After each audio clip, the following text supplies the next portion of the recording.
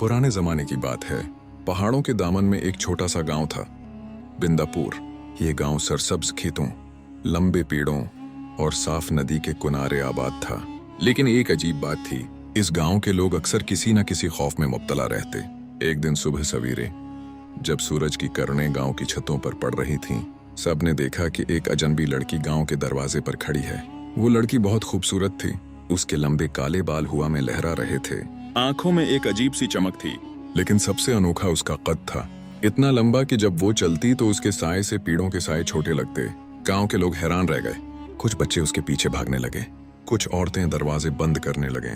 बूढ़ा मखिया हैरत से बोला, ऐसी लड़की तो मैंने कभी देखी नहीं, ये कौन हो सकती है?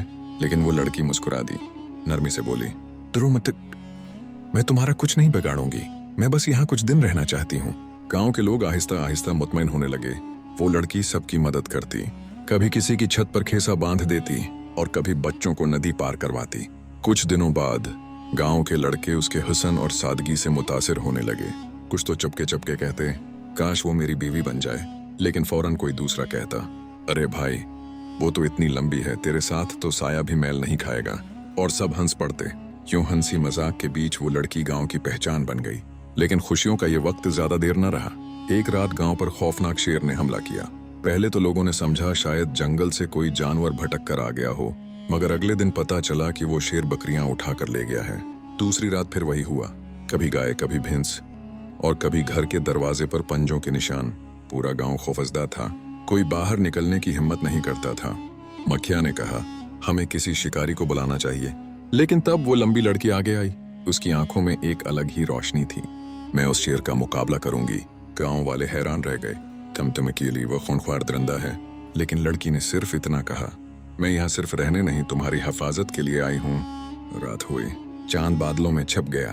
पूरे गांव में सुनाटा था, बस कहीं कहीं कत्तों के भूनकने की आवाज आती। वो लड़की गांव के किनारे पर खड़ी हो गई, जहां जंगल शुरू होता था। कुछ देर बाद झाड़ियों में हलचल हुई। शेर आ गया। आंखें आग की तरह दहक रही थीं, सांस से धुआं निकल रहा था। वो धीरे धीरे आगे बढ़ा।